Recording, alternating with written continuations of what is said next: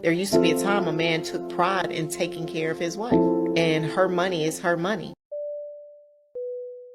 Surely this is a conversation that we've heard before. Or we can go half on the bills. I don't understand that concept of going half. That makes no sense to me. There used to be a time a man took pride in taking care of his wife, and her money is her money. I would really like to see men get back in their place of being providers and having pride in that. If a woman can find a man to get a man to do all that for him, then all right. I don't really care what women want. I care what my woman gonna do when she with me. I don't care if I'm a billionaire. I'm not about to pay for my respect. I'm not gonna pay for your submission. It's the principalities of it. If I gotta pay you to come in this house with respect, if I gotta pay you to submit to me, then I don't want your submission and I don't want your respect. We've heard the mantra that women are the same everywhere, and what you're going to hear with these young ladies is an answer that mirrors what you heard from the first young lady.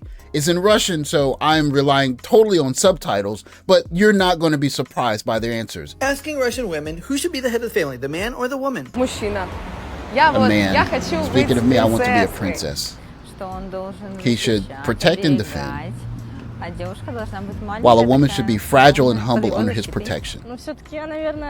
I guess I belong to the old traditions. A man should be the head of the family, a man to a great extent, because a man is the head of the family, and he should be in charge of the main expenses. This is the clip that prompted me to show you the first video before I showed you this one. You're going to hear these ladies respond to, "Are you a feminist?" And these answers are going to be a bit surprising. Asking Russian women, are you a feminist? I'm not a feminist, but considering all the stories like men are jerks, and I'm not going to shave my armpits. No, God forbid. No, I'm not. No. Not really, no. I'm more for equal rights. Feminism for me is all about women's rights, without taking into account men's rights in any way. No, I'm not.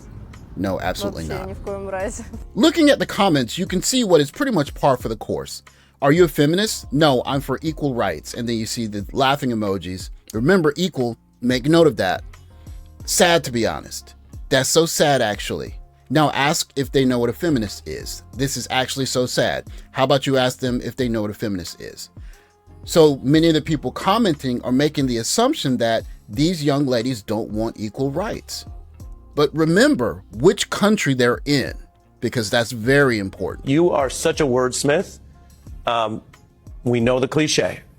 It's worth well more than 1,000 words. What do you see here? You see Kamala Harris being reflected back to herself, not only in her genetic pool, distinctly enough, but you see a young black woman who sees in this woman the presence of a leader, the presence of a woman who's in charge, the presence of a woman who is her relative, and a presence of a woman who loves her and who will do anything for her.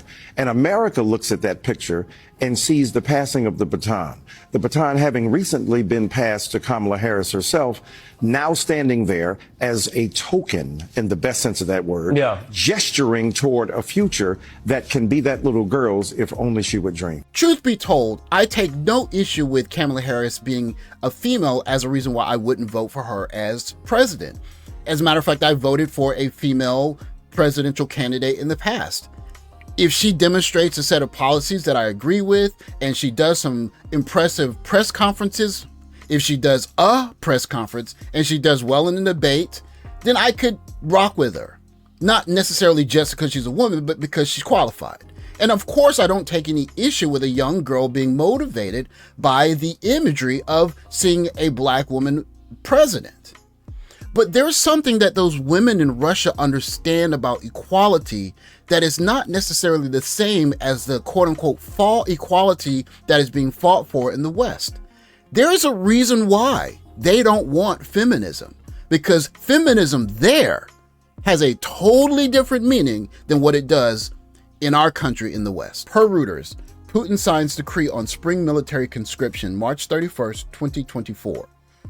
Russian President Vladimir Putin has signed a decree setting out the routine spring conscription campaign, calling for 150,000 citizens for statutory military service, a document posted on the Kremlin's website showed on Sunday.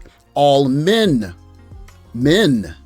in Russia are required to do a year-long military service or equivalent training during higher education from age of 18. In July, Russian lower house of parliament voted to raise the maximum age at which men can be conscripted to 30 from 27. The new legislation came into effect on January 1st, 2024. There is a clear reason why feminism is not as popular in Russia, because it requires true sacrifice. This is what it looks like when a parent walks up to the outside of a baby box, opens the door, places the newborn inside the medical bassinet, takes the orange bag, shuts the door, and walks away.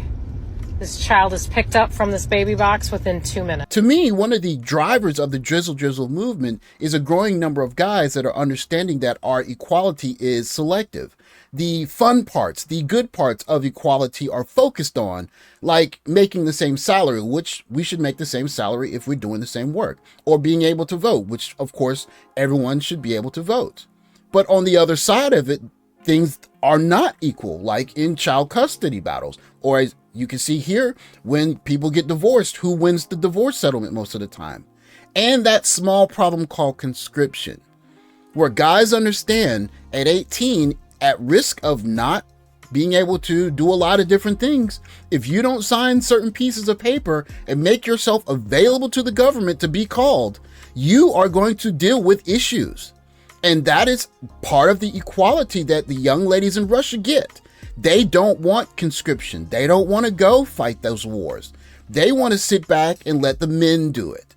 And so, of course, they understand if that's their role, then the men have their role and men should be respected accordingly.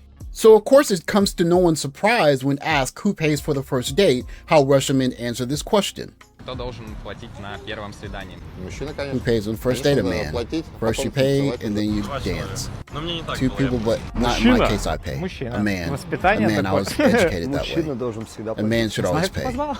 Depending Да on нет, who конечно, initiated the парень date, должен just всегда kidding. заплатить. A man у must нас в always России pay. вообще, в Well, generally in принципе, Russian is принято part of our culture. платить. Если парень идет с девушкой If на a man and a свидание, woman are on a то date, парень процентов then 90 almost always всегда 9% платит. men Я, will в pay. принципе, так воспитан, что I was парень raised должен that way, платить. that a И на man первом, и на has to втором, pay и on на the first третьем. date. Ну, конечно, In the first, мужчина. second Обычно date, мужчина. it doesn't matter, Кто man pays a приглашает man. на свидание? The one who Парень, invited, да. Ну, парень больше зарабатывает.